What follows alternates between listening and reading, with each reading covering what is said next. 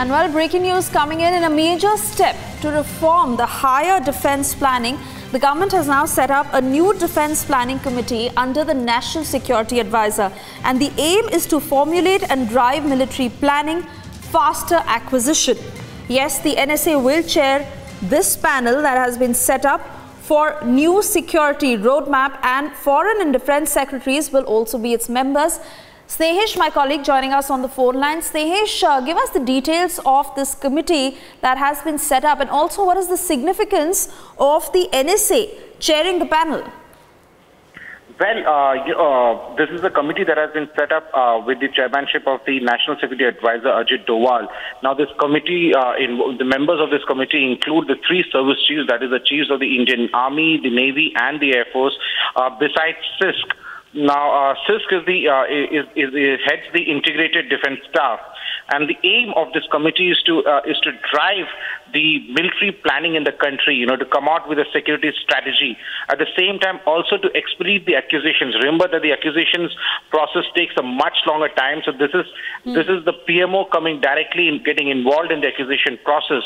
At the same time, another key factor of this the committee is the fact that the Foreign Secretary, Mr. Gokhale, is also part of this committee, which means that foreign policy and military initiatives would be a key future in the days ahead. Remember that defense has slowly started gathering momentum in the foreign policy of our country, and this is something that the government is looking at, to use defense diplomacy along with the traditional diplomacy that India believed in. And this is a strategy which is not just focused on the big countries but also in the immediate neighborhood. Remember that Indian military has reached out to our neighborhood, be it Nepal, be it Sri Lanka, or be it any of the archipelago nations or the Indian Ocean region nations. And the focus here is to integrate all these into a proper policy which will come out in the days to come. And there are 4 subcommittees that are being created, especially to look into various strategy, including defense manufacturing, defense diplomacy, planning and capability development, besides policy and strategy. Back to you. Right, Snehesh, thank you so much for joining us with all these details.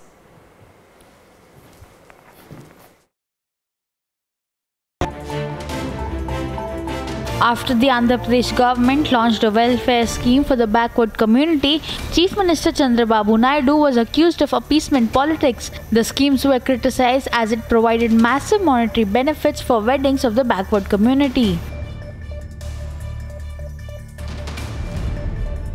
Fighters, helicopters and transporters have been deployed at the Advanced Landing Group as a part of the ongoing Indian Air Force exercise Gagan Shakti 2018, which is the biggest military exercise in decades undertaken by India. A wanted criminal received a head injury in an encounter with the police in Akrabad in UP. Injured criminal was admitted to the hospital. The police are now investigating to search the other criminals who managed to escape. The incident reportedly took place on April 17th.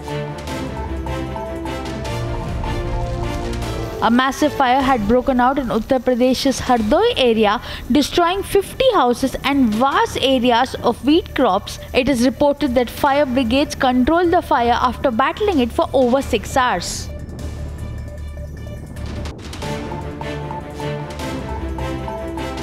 Chief Minister Siddaramaiah launched a scathing attack at BJP leadership in the poll-bound state of Karnataka.